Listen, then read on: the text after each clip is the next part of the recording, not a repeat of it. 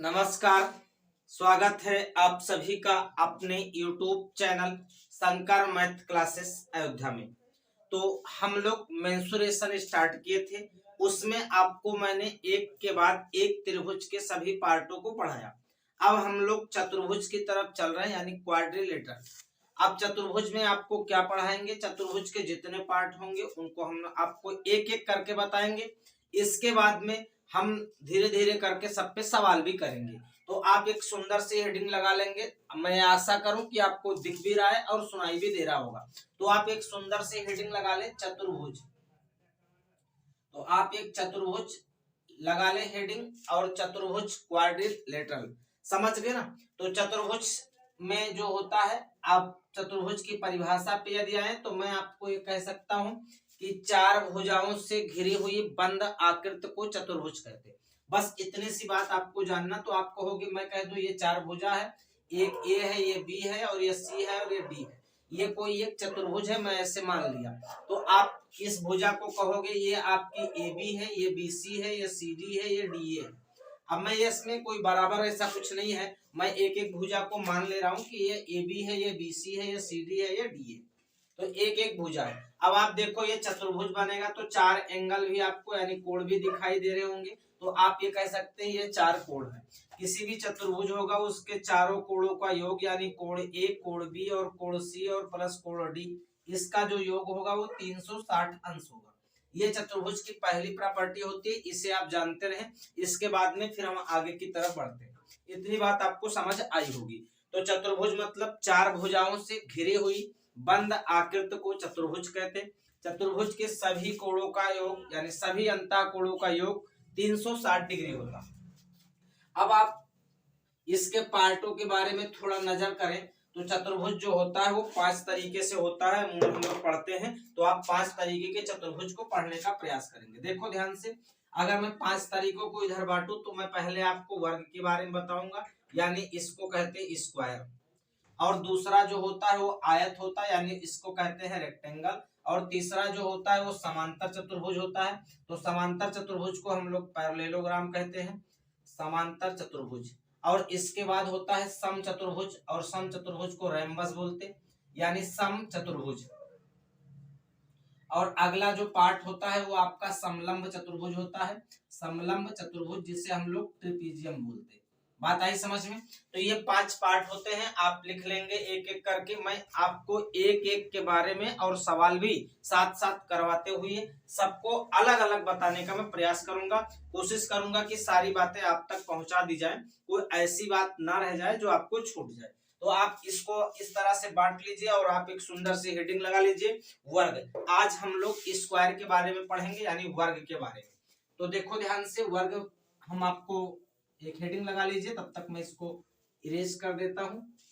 आप हेडिंग लगा लीजिए वर्ग। अब आप ये जानते हैं कि चतुर्भुज जो है उसी का एक पार्ट है आपका वर्ग। तो आप एक हेडिंग लगा लेंगे वर्ग। वर्ग का मतलब आप कहोगे स्क्वायर लिखा है। तो वर्ग, अब इस वर्ग के बारे में पहले इसकी प्रॉपर्टी पर हम लोग विशेष ध्यान देंगे, इसके बाद में फिर अगली बात करेंगे। वर्ग का मतलब ऐसा चतुर्भुज जिसकी सभी भुजाएं बराबर होती और प्रत्येक कोण 90 अंश का होता, तो आप कहोगे ये वर्ग है। बस इतनी सी बात। अब इसकी क्या क्या देखो, ये वर्ग है। अगर मैं कह दूं ये वर्ग है तो ए है, ये बी है, ये सी है और ये डी है। तो आप ये कह सकते ए बी सी डी एक वर्ग है। अगर हम इस वर्ग को एक शीर्ष को इसके सम्मुख शीर्ष से मिलाते हैं तो इसको हम लोग विकर्ण कहते हैं। अगर मैं इधर से मिलाऊं तो ये भी इसका विकर्ण है, लेकिन सीधी लाइन मिलनी चाहिए आपकी, तो ये इसका विकर्ण होता। तो ए बी सी डी कोई एक वर्ग है। अगर हम सम्मुख शीर्षों को मिलाते हैं, यानी सामने सामने के शीर्षों को मिलाते हैं, तो वो उस वर्ग का विकर्ण कहलाता है।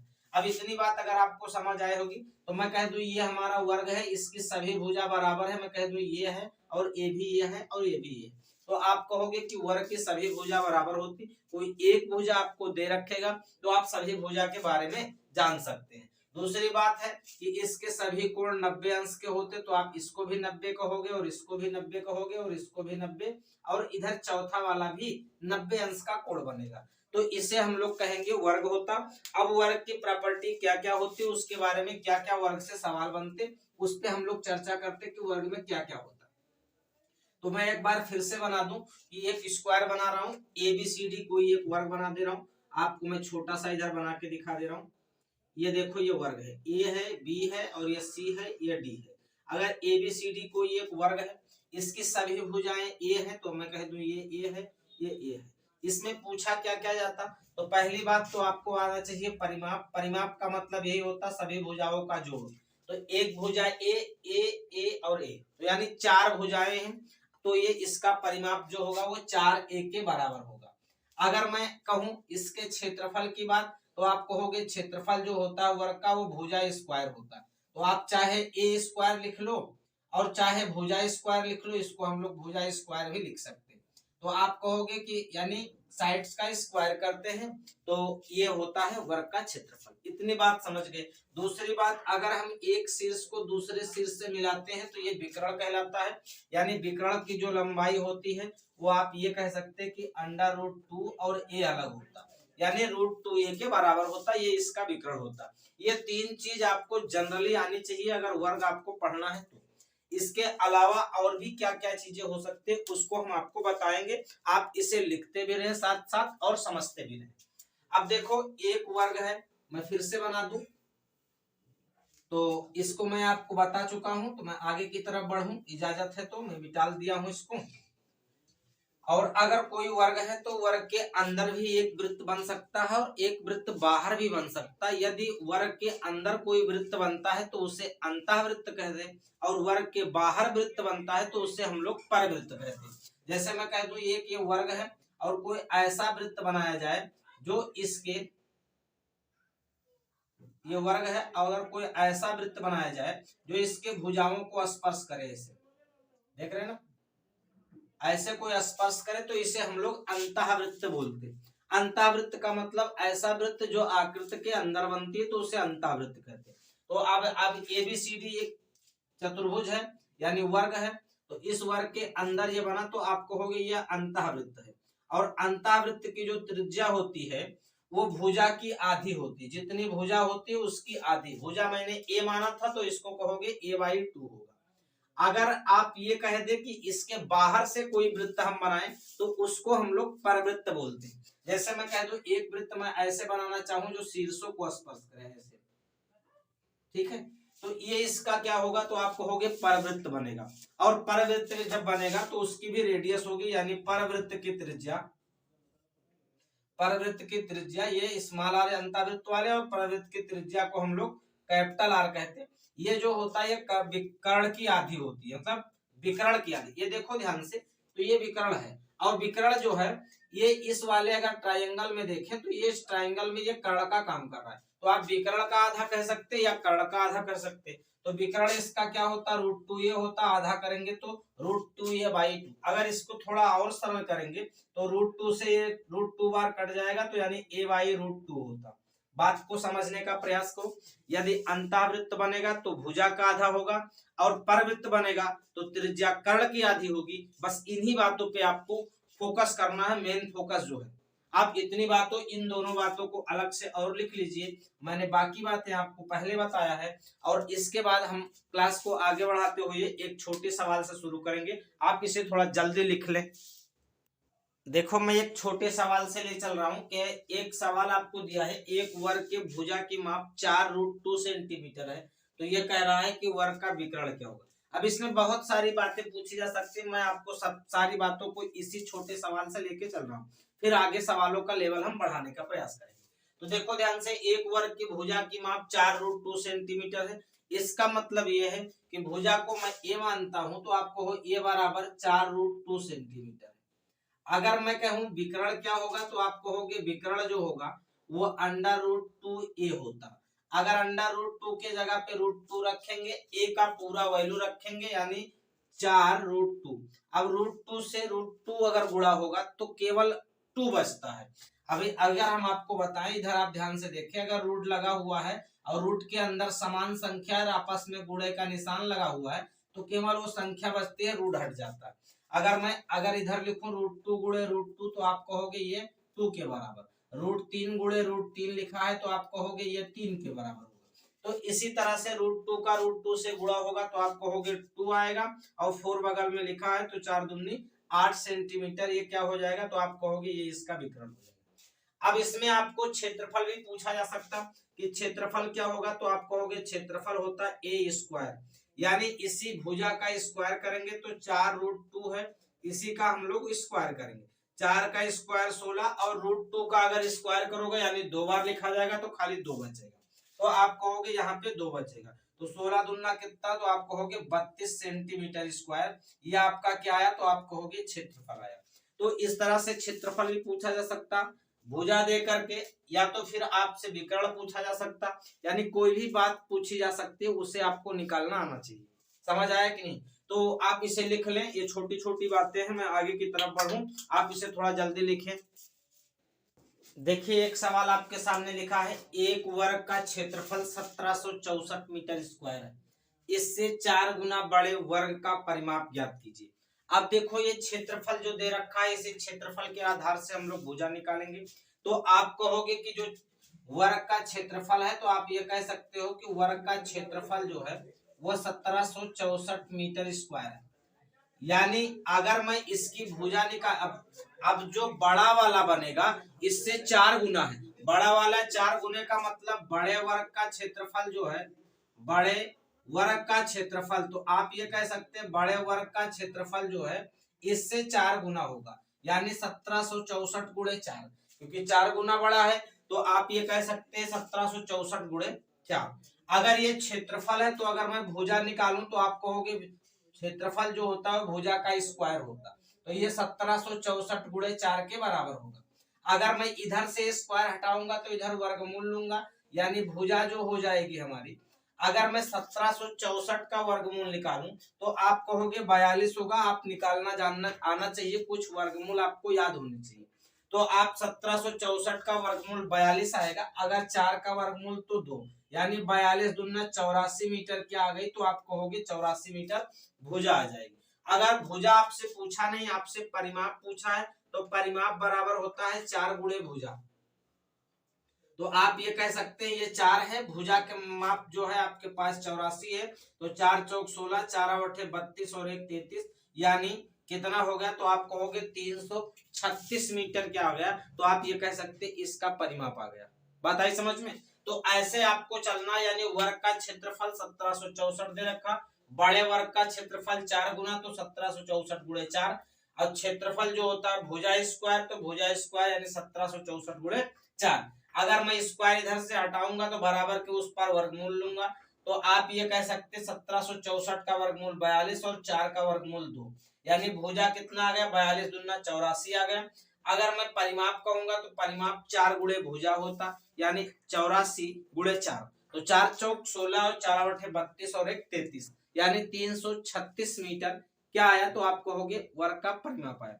तो ऐसे सवाल आपको बनते हैं, तो आप कैसे लगाएंगे इसका आपको अंदाजा होना चाहिए, आप इसे कोई अनुमान भी लगाते रहें, ऐसे आप धीरे धीरे आपको आएगा। अब मैं आपको छोटी बात और साथ साथ बताता चलूं, उसमें और भी क्या क्या बात पूछी जा सकती है उसकी मैं आपसे चर्चा करूं। जैसे अगर मैं कहूं कि कोई एक वर्ग है, वर्ग में 2 वृत्त हमने अभी आपको बताया, एक वृत्त के बारे में बताया कि अंतःवृत्त बनता, और दूसरा हमने बताया कि एक परवृत्त बनता। यदि हम लोग अंतःवृत्त और परवृत्त की बात करते हैं तो उनमें बहुत सारी चीजें आपको दिखाई देंगी।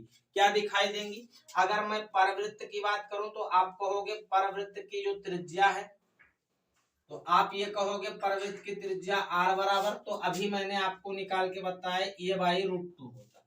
अगर मैं अंतःवृत्त की त्रिज्या की बात करूं तो आप कहोगे अंतःवृत्त की त्रिज्या, अंतःवृत्त की जो त्रिज्या होगी वो स्मॉल r बराबर क्या होगा, तो आप कहोगे ये भुजा की आधी होगी। कोई समस्या नहीं होनी चाहिए यहाँ से आपको।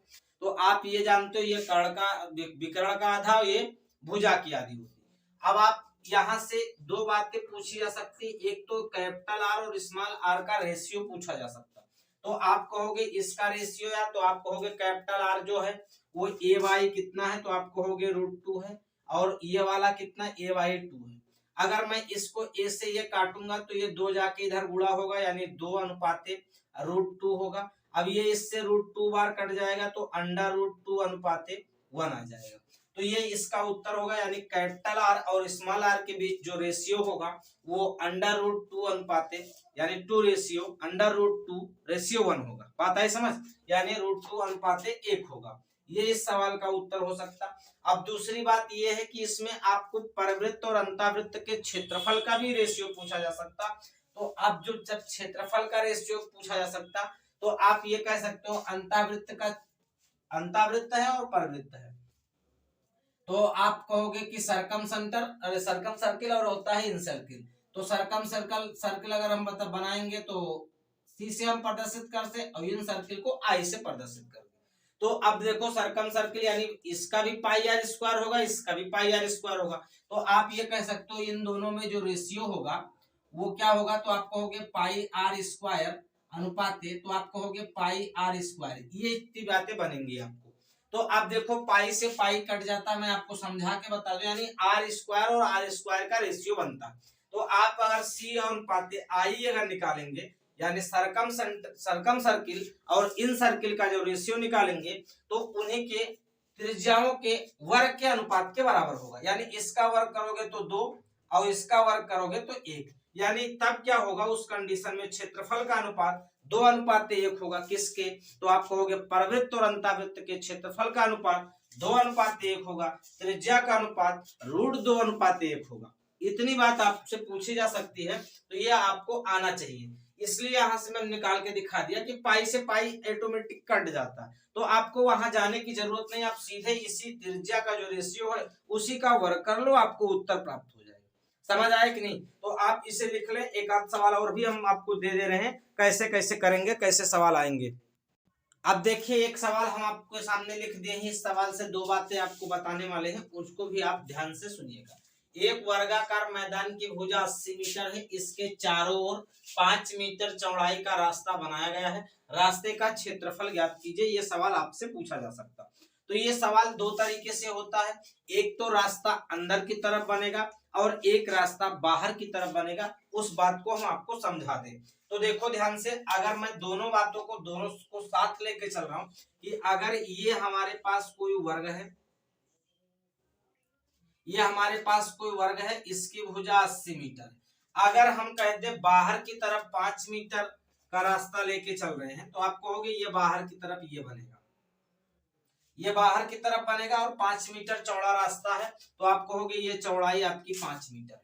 तो अगर मैं कह दूं ये कितना है, तो आप कहोगे ये भी 5 होगा और ये भी 5 होगा और ये भी 5 होगा, यानी जो पूरी चौड़ाई दोनों तरफ बनेगी 5 इधर और 5 इधर 10, यानी जो बाहर भी एक आपको वर्ग बनता हुआ दिखाई दे रहा होगा। अब इसकी भुजा कितनी हो गई, तो आप कहोगे अब तो 90 मीटर हो गई। क्यों ऐसा हुआ, क्योंकि 5 इधर भी बढ़ा और 5 इधर भी बढ़ा। तो आप एक अंदर वर्ग देख रहे हैं, एक बाहर वर्ग देख रहे हैं। ये कंडीशन तब है रास्ता बाहर बना है। क्या है, रास्ता बाहर। अब ये कंडीशन तब की है जब रास्ता बाहर बना है। तो आप ये कह सकते हैं कि यहां से आपको क्या निकल के आया, बड़ा वर्ग भी निकल के आया 90 मीटर भुजा वाला और छोटा वर्ग 80 मीटर वाला भुजा। आपसे सिर्फ और सिर्फ इस भाग का क्षेत्रफल पूछा गया है, इस वाले का। तो आप ये कहोगे इस भाग का क्षेत्रफल निकालने के लिए हम लोग सिर्फ और सिर्फ ये काम कर दें कि बड़े वाले वर्ग में से छोटा वाला वर्ग को हटा दे, तो हमको बीच का रास्ता निकल जाएगा। तो आप कहोगे कि रास्ते का जो क्षेत्रफल होगा, अब यहां से आप देख लीजिए रास्ते का क्षेत्रफल आप कैसे निकालते हैं, उसको आप देखिए, कोई फार्मूले की जरूरत नहीं। अब रास्ते का क्षेत्रफल निकालना तो बड़े वाले वर्ग का क्षेत्रफल यानी वर्ग का क्षेत्रफल भुजा स्क्वायर, और उसमें से हम लोग छोटे वाले वर्ग के क्षेत्रफल को घटाएंगे यानी 80 को घटाएंगे। तो आप कहोगे 9 का वर्ग कितना, 9 9 8100 होगा, 8 6 6400। अगर इसको हम लोग घटा ले तो हमारा उत्तर निकल के आएगा, जो हमारा रास्ते का क्षेत्रफल बनेगा। कोई समस्या तो नहीं होनी चाहिए। तो आप घटा सकते हैं, कोई समस्या आपको नहीं होना चाहिए। 11 में से 4 गया तो 7 और 4 11 होता, 7 में से 6 गया तो 1 बचा। तो आप यहां से देख सकते हैं कि 1700 मीटर स्क्वायर क्या आया, तो आप कहोगे रास्ते का क्षेत्रफल आया। तो ऐसे सवाल आते हैं, ये रास्ता बाहर की तरफ बनता है तब कंडीशन ये होती है, आप इसे लिख ले। और मैं आपको बता दूं कि यदि रास्ता अंदर की तरफ बनेगा तब आप क्या करेंगे, उसके बारे में भी हम बता दे रहे हैं। तो अब मैं इसको मिटाल दे रहा हूं और मैं एक वर्ग बना दे रहा हूं, रास्ता अंदर की तरफ बना दे रहा हूं, क्योंकि सवाल दोनों तरीके से आपसे पूछा जा सकता है, तो उसको मैं आपको बता दूं। देखो कोई एक वर्ग मैं आपको यहाँ पे बना के दिखा रहा हूँ, ये हमारा वर्ग है और इस वर्ग में हमारे पास रास्ता जो बना है वो इस बार अंदर की तरफ रास्ता बना, यानी अंदर की तरफ रास्ता का मतलब ये है कि ये रास्ता आपका बना हुआ है, ये आपका रास्ता बना हुआ है। इसी भाग का क्षेत्रफल आपसे पूछा गया है। चूंकि रास्ता ये 5 मीटर चौड़ा है और ये भी 5 है, तो आप कहोगे टोटल 10 मीटर। चूंकि इसकी जो भुजाएं ये क्या है, तो आप कहोगे अंदर रास्ता है। क्या है? अंदर रास्ता बना हुआ। अब जब अंदर रास्ता है तो अब बताओ, ये आपकी पूरी 80 मीटर थी और 5 मीटर इधर निकल गया, 5 मीटर इधर, यानी नीचे वाला जो बना तो 10 मीटर कम होके यानी 70 मीटर बचेगा। बात आई कुछ समझ में?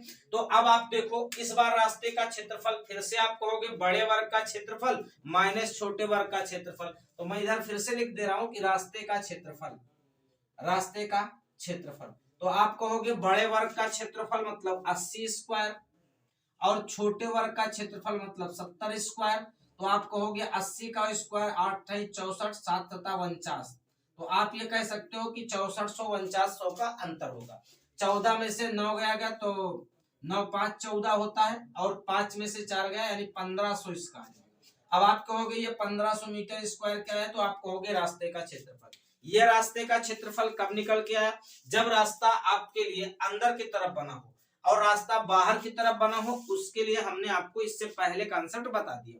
तो इस बात को आप समझ लें और इसे लिख लें तो ज्यादा बेहतर है। फिर से मैं आपको बता दूं कि इसे आप लिख लें तो मैं आपको कुछ और भी बताने का प्रयास करूं, लेकिन आज के लिए मैं ये सोच रहा हूं कि इतना ही। बाकी आपको वर्क के बारे में वीडियो आपको फिर से मिल जाएगी, तो आपका वर्क का पार्ट कंप्लीट हो जाएगा। कुछ बातें छूट जा रही, जैसे टाइल्स लगाना हुआ या आपको किसी चीज को बाड़ लगाना हुआ, उसका आपको रेट पूछा जाता है, इस कंडीशन के सवाल आपके रह गए, मैं उसको भी आपको बता दूंगा, आप इसे लिख लीजिए। और इतना ही आज के लिए, बाकी बातें कल होंगी। आज के लिए इतना ही। गुड नाइट, शुभ संध्या, धन्यवाद। खुश रहें, मस्त रहें, हंसते रहें और मुस्कुराते रहें। धन्यवाद।